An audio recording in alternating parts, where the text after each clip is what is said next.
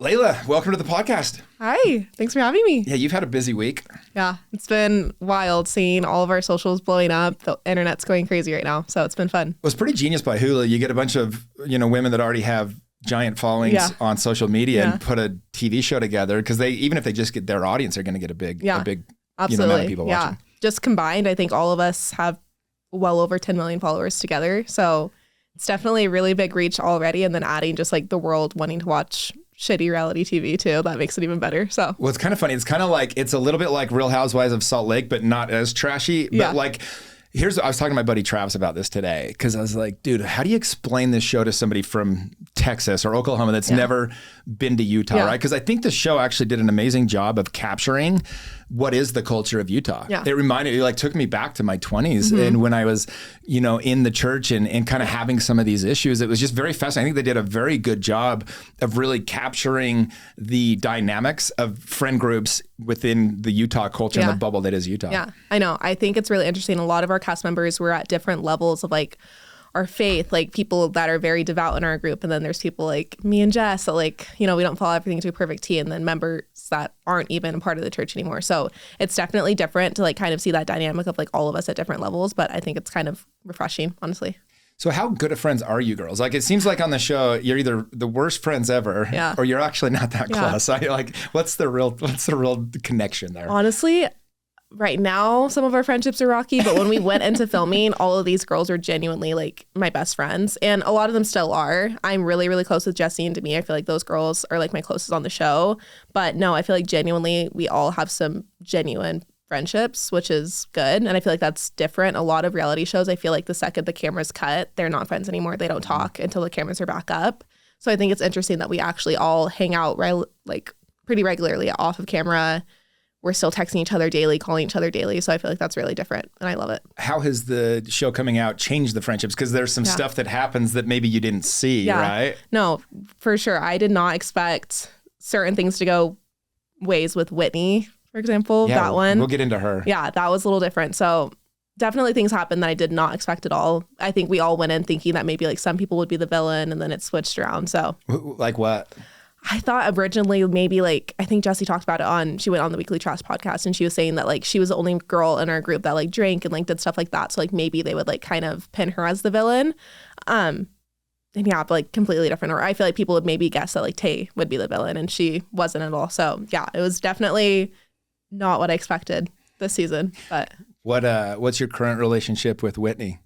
Not there, unfortunately. I think that none of us really at the moment are close with her. I think she needs to sit down and have a lot of conversations with, especially Michaela and Macy, for sure. They need to definitely work out a lot. But I think all of us right now, we're in a place right now that our friendships are just, I don't think it can be fixed unless she comes forward and decides to kind of take accountability for some stuff. So in hindsight, seeing that it's kind of hurt your friendships, would you still do the show again? Or, because that's tough, right? You guys are in a place now where it didn't necessarily help you, but at the same time, probably have been having a lot of fun with it. Yeah. No, I think I would still continue to do it, even seeing how friendships have ended now. Ultimately, when it comes down to it, my relationship with my boys is all that matters at the end of the day. We're still there for work, and these are some of my closest best friends. But yeah, whatever kind of happens when we're filming, I feel like that's just kind of we can't control that. And I feel like as long as you kind of check in with each other throughout filming and you try to keep the friendships as stable as you can, that's all you can do.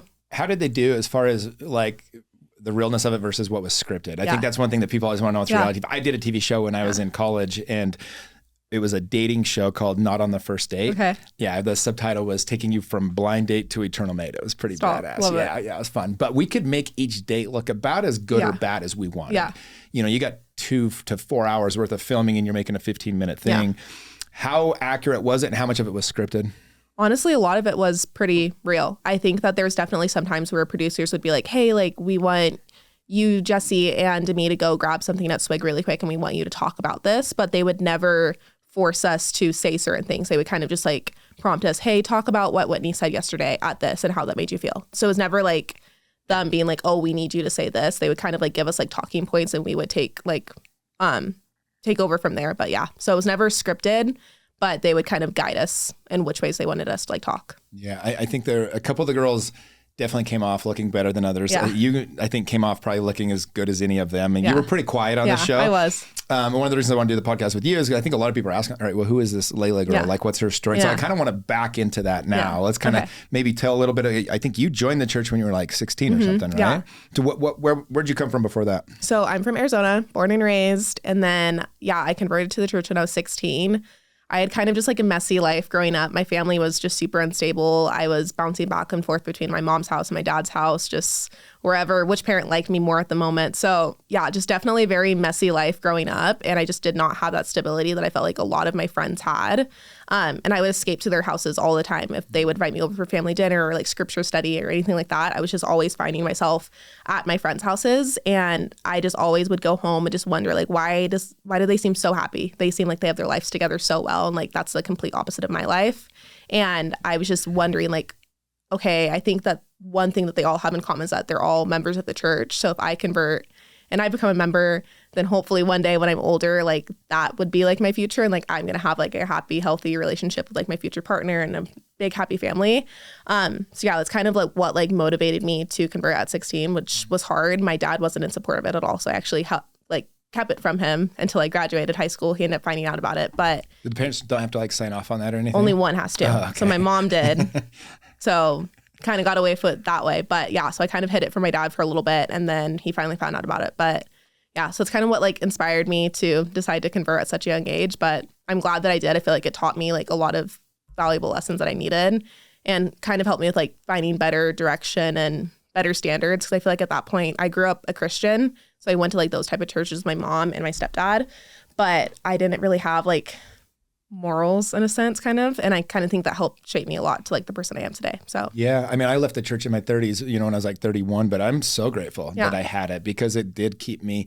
And people always say like, oh, I don't know where to be without the church. It's like, no, you probably had morals still. You just didn't know it, or you might have found them another way. But like ultimately, I like the way it turned out. And I always say like, if you're gonna give, blame the church for things you didn't like, you better give it credit for the things you did, right? Exactly. And so for me, it was like perfect for me till it wasn't. It's interesting. I had one of the guys in my coaching program, his name's Michael, and he is from a pretty rough area of New York. And, he's former BYU football player, came out here to play. Mm-hmm. And I asked him one time, I was like, so do you like Utah? Yeah. And I mean, you've experienced this. There's just not very much diversity. Yeah. And so he's a black guy. He was a cornerback, the whole thing.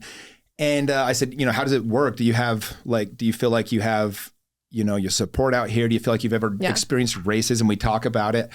And he said, dude, he said, a lot of people out here in Utah, and I'd love to get your take on this. He said, it's not that there's racism. It's like they're not familiar with it, but it's not evil. It's not malicious. He's like, let me tell you a different angle of that. He's like, the reason I stay out here, he's like, dude, I have never once in Utah gone to bed and wondered if I was going to be safe. Yeah. He said, when I lived in New York, every single night I hear gunshots and I was wondering if I was going to have a problem that night. Yeah. He's like, I couldn't sleep because I was so afraid. He's like, so I love Utah. And I was like, damn, that's pretty cool. Like to hear a different perspective, right? So it's like, for all the things, it's like Utah is a pretty special place in a lot of ways. And I think the show, it's just funny because, I think it captures a lot of the things you're talking about, those family values and the community and those things. Mm-hmm. Yeah, no, for sure. I think growing up, and like the church too, I did not see like a lot of people of color. I definitely stuck out a lot.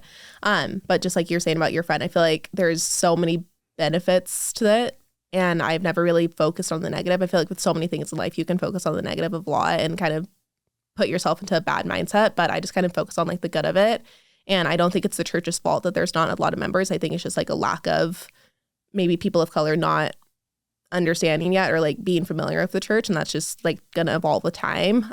But yeah. I think I like it. I don't think it's ever been a bad thing. So when you converted, I mean, you were seeking, sounds like, some stability and, those family values and everything. Did you have a strong conversion of like Joseph Smith and the Book of Mormon? Were you like a big believer in all of that? Or was it more so you really liked what they stood for? Stood for sure. I still honestly don't have a lot of knowledge like when it comes to a lot of the gospel. I'm really there for like the culture and just like the family aspect of it for sure. That's something that I feel like I still need to like, I've never read the whole entire full Book of Mormon or anything like that. I feel like a lot of members haven't. Maybe they have. I only did 2 years of seminary in high school. So like I have very little knowledge on it, but from what I do have knowledge in, I love a lot of parts of the church. So So are you currently, I think this is a question a lot of people have watching this show is like, are you currently a member of the church and active in the church, or what's your standing currently? Where are you at? I consider myself a member, active, loosely active for sure. There's definitely things that I don't follow to a perfect T. I've never been endowed, so I feel like that's one comment a lot of us girls get a lot. Like people will ask, like, where are garments? Oh, they do? Yeah, never been through the temple, so I wouldn't have garments. I obviously don't dress super modestly, but I feel like that's just so personal. And a lot of these things I feel like are just personal between you and God. If you feel good about yourself and your relationship with God, at the end of the day, that's all that matters. And if I drink coffee and if I have a drink here or there, or if I have sex before I'm married, like that's just so personal. And get a lap dance on national TV. Yeah, maybe that too. If I want to let loose with my girlfriends, I can. But yeah, I think it's just all so personal, and we're all just taking it day by day, and that's all that matters. Sure. So you got baptized at 16, and then you got married young too, right? What was he like part of your conversion story? Or did you meet him later? No, so I met him actually a week after I moved to Utah. So I moved here in 2019. I met him like right after that. He grew up a member. He was an active member. He went on mission, everything like that. And then we got pregnant about a year after we met. But that year that we were dating, it was like on and off, very toxic, not healthy at all. But then got married, had a little shotgun wedding when I was like about like 3 months along. Was there pressure to do that? The socials? I think so. It wasn't necessarily people around us telling us to do it. There's definitely some opinions of people that are like, hey, like maybe you should. But I never think that was like what decided or it made us decide to do it. I think ultimately like we messed up a couple steps, and I feel like we almost owed it to our unborn child to kind of give like our family like a chance of like being together. So I feel like that's ultimately kind of like why I wanted to do it. I can't speak for him. But I think deep down I knew maybe we should have waited and maybe just like stayed engaged or just dated. But I did really want to try to give like my boy like a chance of like his mom and dad just like being together. Yeah. And you guys divorced, what, 2-3 years later? Yeah, we got pregnant again when I was 3 months postpartum, had my second, and then, we were together for like a year after that. Because you kind of celebrate your divorce a little bit on the show. Yeah, I did. Yeah, which is interesting. I feel like people have had some different takes on that. I think just divorce is so negative and it's sad. Obviously, you're getting divorced. It's nothing good about divorce, but I think you can either, again, like look at it sad and negatively, or you can kind of look at it positive. And I tried to just see it as like, okay, this is me, like a rebirth of myself. Like I'm coming into a new chapter of my life. I feel like I was married at such a young age and I didn't even discover myself. So I kind of just saw it as my chance to like find my new me, you know? So well, it's like, I've seen your TikToks. Like you have plenty of TikToks where you're bawling and very sad about your divorce and your marriage and things like that. For sure. I sunk a houseboat a couple of years ago and people were mad that I wasn't more upset when the houseboat was sinking. And I was like, would have it been better if I was like chucking lawn chairs into the ocean, like or into the the lake? Like, what does it matter? Like, people express emotions the way that they do, and I think if that helps you move on with a new chapter of your life, for sure. Yeah. Yeah. Do you think so? Going into marriage at such a young age, do you feel like maybe that was why it didn't work, or what were some of the reasons? Was there some church issues? Like, was it part of that pressure of just being in this community? Like, did that all play into the marriage, or what do you think was the cause of it just not working out? Honestly, I think it's just like what I mentioned, that year before we were dating, or that year before we got pregnant, that year that we were dating, it was just already so toxic. We fought all the time. We broke up and got back together all the time. It just was never healthy from the start. And then you throw kids on top of that. You throw a financial burden on top of that. Didn't fix it. It just made everything worse. Yeah. And again, I can't speak for him, like what he felt in like the marriage, but I feel like we were roommates. We were just never seeing eye to eye. I feel like we were just kind of skating by each other and we were never aligned. And I just felt like it was just going to continue to get worse. It was never going to get better. And I felt like it was better for the kids to just see like two happy households versus one unhappy one. So I've always said that kids aren't necessarily screwed up from divorce. They're screwed up from chaos in the house. Yeah, absolutely. So like your job is to make it as least chaotic as possible. Yeah. How does he feel about you being on the show? I think he's supportive. I didn't have the kids on it actually. So we decided going into filming for this first season that we weren't going to have them on. They're just so little right now that I don't even feel like they would have necessarily provided much to my story to begin with. Like I can explain that I'm a mother without having to have them on with me. So we decided to not have them, which was hard in some aspects because I feel like they are such a big part of my life and I would love to share that with the world. But I do have my social pages where I do share them there too as well. We held them back from the show this season. I don't know if that would be the same for future seasons if we do get renewed. But he's pretty supportive. I feel like as long as I'm not like going on my show and like shit talking him, which I feel like I didn't. I didn't even talk about him at all. Yeah. So I feel like, yeah, he's pretty supportive. What about Mom Talk? How did you come across these women and start being a part of that? So I first got reached out by Taylor about 4 years ago, 3 or 4 years ago. Taylor first reached out to me, and then it was like one of the first ever Mom Talk meetups. It was me, Taylor, Miranda, Camille, Victoria Zalek, I think is how you pronounce her last name, Whitney, Macy. It was, yeah. So it was that group of us. And then from there, it just kept getting bigger and bigger. So yeah, I've been around since like the start of Mom Talk, not with like the original Camille, Miranda, and Taylor, but I've been around with that like original group. So you kind of see it on the show. I wrote a post about this, but it was like most of the girls, I don't think you did this, but a lot of the girls on the show, it's like they're trying to get away with as much as they can without actually pissing off Taylor. Yeah, no, I know. You say what you say or want to say. Speak your mind a little bit, but walk on eggshells just a pinch. Everyone knows that Taylor still holds the axe. Yeah, she scares me just a little bit. I love her though. She cracks me up. I had her on. It's funny. It kind of backfired. The whole reason I wanted to have her on my podcast the first time, because through Sam, I noticed, with Camille and everything, and then Taylor doing their Mom Talk stuff. And I think there was a video about, it's like thinking with your dick, that one. You know what I'm talking about? That video that you guys did. And I was like, oh my God, this is funny. And so I was like, okay, I want to like interview her, because I loved that she was an active member of the church in this community, showing that you can still be in your sexuality but still be, a member of the church. I'm like, this community needs less sexual shaming. Yeah, no, absolutely. So I was like, okay, I'm going to get this girl on. And so we do the interview, and a week later, the controversy broke about the swinging. And I'm like, oh, this could not have backfired any worse on me. It's like great. I was literally trying to show that you can, and it proved everything wrong that I was trying to prove. Like, great. And it really did. It changed my own mind on it. I'm like, geez Louise. But where were you when the scandal broke? What were your thoughts on it? I wasn't like super involved with all of that. I feel like we only at that point hung out for content. I never hung out with Taylor or any of them. Never went to the parties? No, I did not. Didn't get the invite, unfortunately. Really? I was like, I was 8 months pregnant. I don't think I would have been a great addition, unfortunately. Yeah. My big belly would have been in the way. So yeah, didn't get those invites, unfortunately. But yeah, I think when it came out, I was like a little shocked, but not completely taken back. I actually heard about all of the drama a couple months prior, but I keep my word to people. I'm not going to say who, but they told me about things that were going on. And yeah, kept my word, never told anybody, kind of kept it to myself. So when it came out, I was like, oh, it really was real. That was what's been happening the past couple months. But yeah. So are you still friends with Miranda and Camille, or no? I'm cordial with them. I wouldn't say we're like besties. I've bumped into Miranda a couple times when I went through a little phase that I'd go out to the bars in Salt Lake, and I would bump into her there with like her friends and stuff like that. But yeah, never any bad blood between those, like us three. Gotcha. So as you guys started filming, I mean, obviously a lot of drama started taking place. Yeah. How uncomfortable was it to hear some of the, just a lot of backbiting, right? Like a lot of the women were just kind of being super catty. I think that was one of my takeaways. It was really frustrating as you're like watching it. You're like, oh man, when they watch this back, they're not going to like this. But was that, I mean, because you're in the middle of all that, how are you managing? And you did a good job of this. I feel like you couldn't even say which side you were on for anybody. But how do you keep the peace when your friends are kind of going at each other? Yeah, no, it's hard for sure. Because I feel like I genuinely, going into the season, I loved everyone equally. And I feel like in every argument that the girls were having, I feel like everyone had valid points on both sides, and I could see both people.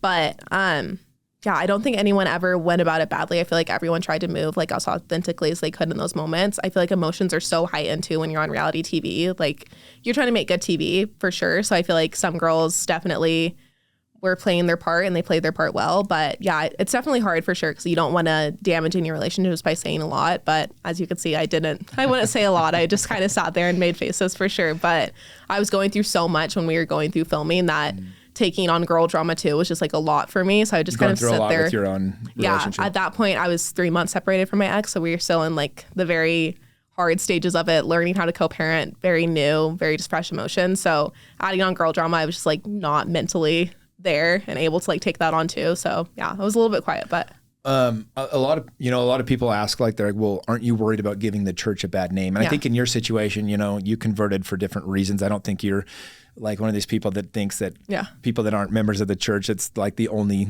church of Christ and things like that. You hear in some of those things, right? But were you worried at all about how it makes the church look? No, not necessarily. I think that everyone had valid points when the show title got released, and they're like, okay, like, yikes. And then the trailer got released and they're like, oh shit, like it looks a little bad. But I think honestly it's refreshing to see people at different levels within the church. I feel like there's so many people that are doing the things that me and the girls do on the show behind closed doors. They don't want to admit it. I mean, I can speak for lots of people that are like they would consider themselves extremely active, go to the temple, and I know that the night before that they're at bars drinking. So it's just like I feel like a lot of people are doing things that they shouldn't be doing, but we're just the brave ones that have guts enough to kind of like admit like, hey, like I screwed up here, like, hey, I still do this, but like I'm just trying my best. So I think it's refreshing to just see people not being perfect and not having to put on like that fake perfect face all the time. Yeah, one of the most controversial parts of the show, and something that it triggered me a little bit, because I've seen, when I left the church, I had a group of 8 of us that were best friends. Yeah. We still are to this day, actually. But it did separate the group into kind of 2 fractions, right? It's like those of us that are out of the church, those of us that are in the church. And I think the love's as deep as ever, but it's just different. Yeah. And in the show, I think it's Jen is blessing her baby, and she decides not to invite you girls, you and a couple of the others that are more, the party girls, you could say. Yeah. And it's interesting because after they go, they're like, I'm so glad they weren't here because this was such a spiritual experience. And, and it's like, wait a second, wouldn't you want your friends to have the super spiritual experience? I just want to get your opinion on all that. No, none of us that were invited, I think, we're not invited. We're happy in that moment. I definitely was like a little bit offended. Was that real? She just didn't want you there for that? Yeah, I think it was mostly Zach in that moment. And then, you have to support your partner, which I understand. But yeah, I think just like you said, I feel like, wouldn't you want your friends that are maybe like struggling a little bit to like have more spiritual moments, that they're closer to God in those moments? But at the end of the day, I understand having to support your partner. So if that's what works best for them, then that's what works best for them. He came off not looking so good. Yeah. Have you talked to Jen or Zach or Whitney? I think they're the 3 that not Jen, but Zach and Whitney, they came off looking the worst of the whole show. Yeah. Have you talked to either of them about it? Jen, she's doing the best she can right now. I think it's hard right now for the whole entire world kind of giving their opinions on their relationship and stuff like that. And I feel like Zach's fully aware of like what he did this season and like how not okay some things were. And I mean, we voiced our opinions to him and he's fully aware of like how we feel about how he was treating Jen. It's interesting too, though, like the hypocrisy, right? Because he's out gambling, which is a no-no for the church. It is, and with her money, which by the way is my favorite part. I know. He's like giving her an allowance, which was a big one, $2,500. I know. And he's mad that she goes to this show that's not even a strip club. I mean, it's like, look, here's the thing is I actually understand him. Yeah. When I was that age, I was that same way when I was in the church. And you feel like you're doing the right thing. Yeah. And, there should be boundaries and, those kinds of things on relationships for sure. But especially having their past with like everything that happened with some of those women in the group, right? Yeah. But I was just like, oh, dude, like, it's like everything that I hated about certain guys in the church, you see it right there. And it was like, oh my gosh, it took me back to those days. No, I think it definitely shows ways in the church that I feel like some men need to improve and kind of not be like that. I feel like it's a little controlling and manipulative. And it was really heartbreaking to see Jen in that position, especially when the emotions were so fresh and raw in Vegas.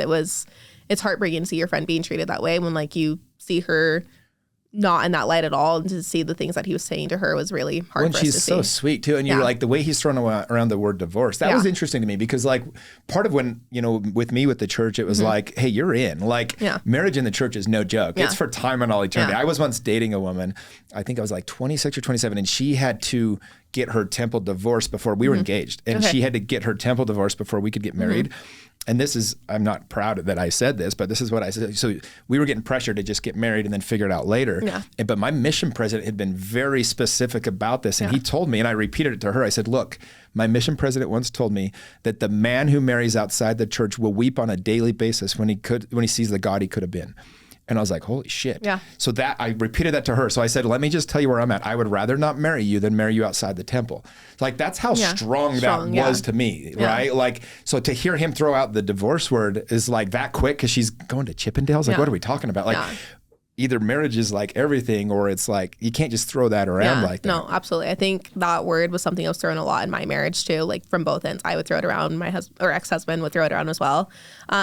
It's I feel like that word should never be used in a marriage Gottmans, have you ever heard of the Gottman Institute? They're like, all the best books on marriage. They studied it for 40 years and everything. And they say like, that is just one of those things you can't ever throw out the divorce word. And like once you throw it out once, I feel like it just becomes like easier and easier to say it. So yeah, I think that was unnecessary for sure for him to bring up at all, because I feel like that situation, I feel like Jen tried to handle it as best she could in that moment, and she left and she tried to do what she felt like would be best for their marriage, and it still blew up into something that I feel like it didn't need to.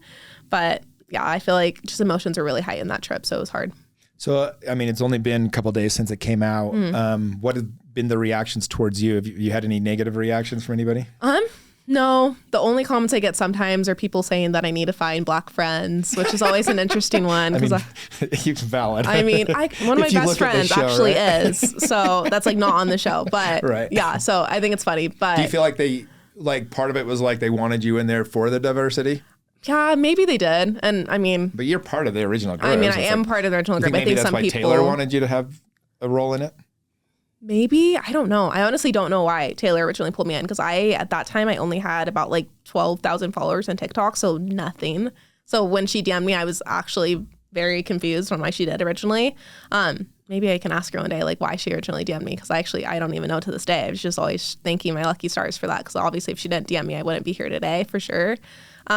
But yeah, maybe sometimes I do kind of think maybe I am the diversity card, but shit, if I'm the diversity card, I'm going to lean into it because I'm on a TV show. So we're in Utah, right? Like people are giving me crap because my coaching group, I only have, about 4 or 5 minorities per group. Yeah.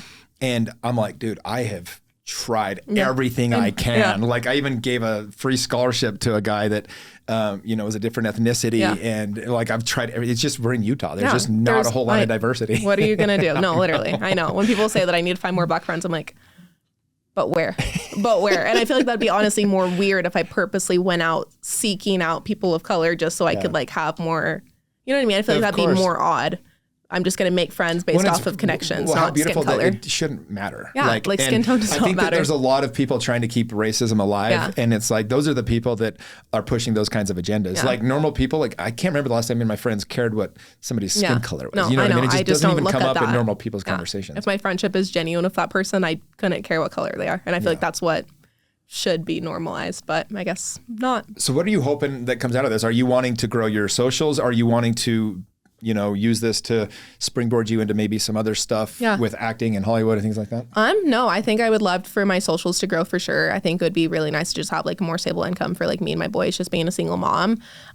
Long term, I don't really know. I really haven't figured that out. I'm kind of just taking it day by day. We'll see if we keep getting renewed for more seasons. We don't even know for sure if we're getting to season 2 right now. So how's the show been performing? It's been doing really good. We're #1 right now on Hulu, which is insane. We got that in the first 24 hours, which is we beat out shows that have had, major actors on them and stuff like that. So that was really exciting to be able to beat out like big shows that have been around for a while. But yeah, so it's been doing really good. So for people that don't understand the game, why is it important for you to grow your social media? Talk a little bit about the financials of it, because I think you see on the show, and this was actually something interesting too, Whitney's gets offered to do a sex toy, right? Yeah. I thought this was interesting because she's getting offered $20,000, which is probably a pretty normal size deal for her audience. I think she has over 1 million followers or whatever. But me and my buddy were talking about this. It's like she's trying to go back and forth if she can, which by the way, just shows the sexual shame in the culture of Utah. Because a married woman should be able to have a vibrator without it being a controversial thing. That's not a bad thing, right? But it's a pretty normal thing outside of like, the people that are just sheltered within the church. Yeah. And it was interesting to me though, because she's going back and forth whether she should do it for $20,000. But I started thinking like, if they offered her $200,000, she wouldn't have this moral dilemma anymore. Yeah. It would be a no-brainer. So it's not really a moral dilemma to her as much as like, is the money worth the backlash I'm going to get? Yeah, and at some point that money comes worth it. So it's just interesting. I thought that was fascinating, but I'd love to hear kind of how the financials and everything work for you. No, for sure. The more, just like you said, the more followers you get, the more money you can bring in. And there's different ways that you can make money on social media. If it's like linking things on like an LTK, that's what a lot of girls do these days, or like Amazon, things like that. But the majority of the money that me and the girls make is through brand deals. So that's like a company reaching out to us saying like, hey, can you post a reel for us? We'll pay you X amount of money. Keep it up for this amount of time. You have to like use what's that word? Exclusivity. It's a hard word. That word. Okay.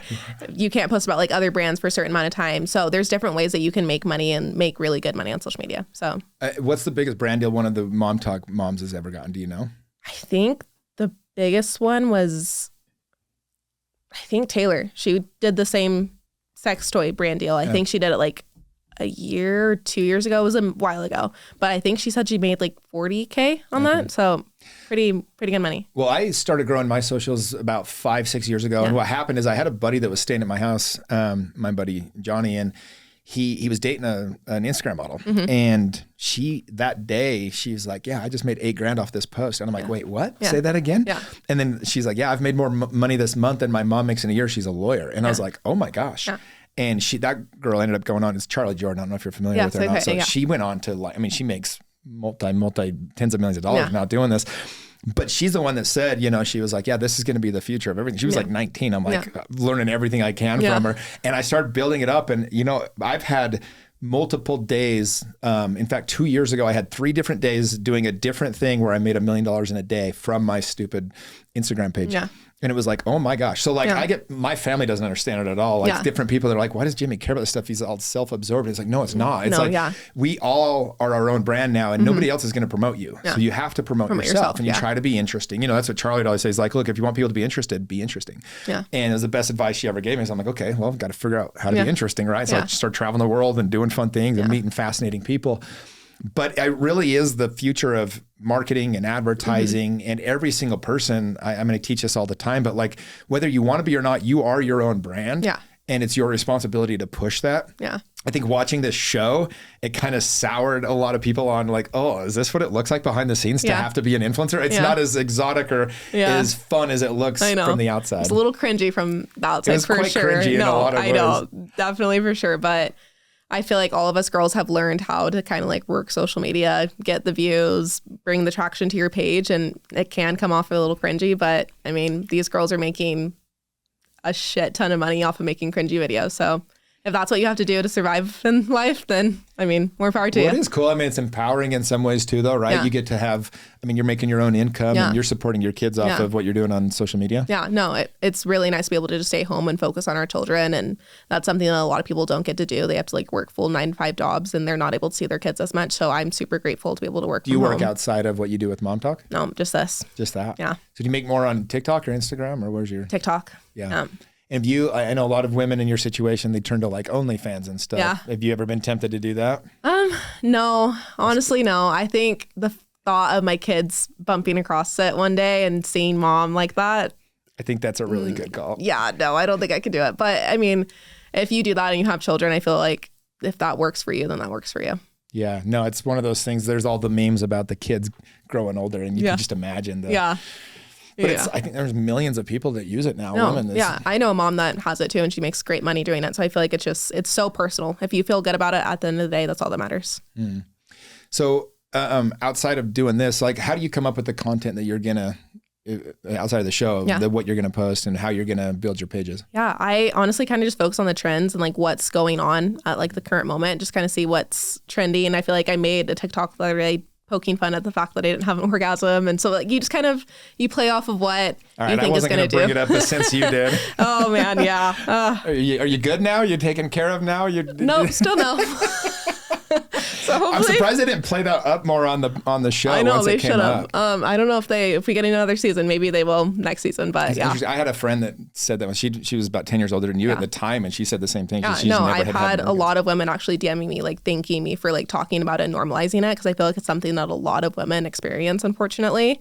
And I don't know if it's something that's like them personally, maybe their partner, they're scared to. I think I expressed that on the show that like I feel like I've always felt shame about self-pleasure and like doing it to like myself and stuff like that. So I feel like that's maybe some women experience that too. So I feel like there's so many reasons why women don't experience it. So I was happy to be able to bring it up and just kind of normalize it, because it's not a taboo thing. Yeah, well, it is brave to bring it up too, you know, and it's like you talk about that, and even just some of the other things that you talk about on the show, it does give just a way for people to bring it up in their own lives. Yeah, no, for sure. Yeah. And at first I was nervous to bring it up because I didn't want to kind of call out my ex for it. And hopefully, I haven't even talked to him about it actually. So I don't know how he feels about it. I'm hoping his buddies aren't like giving him shit in a group chat or something like that for it. But I mean, I feel like it happens to so many women. So I feel like it's more common than we think. Yeah, well, I mean, everybody's had those embarrassing sexual stories, like in one way or another, you know, like I one time I was taking these new steroids. It was when I first started like being sexually active.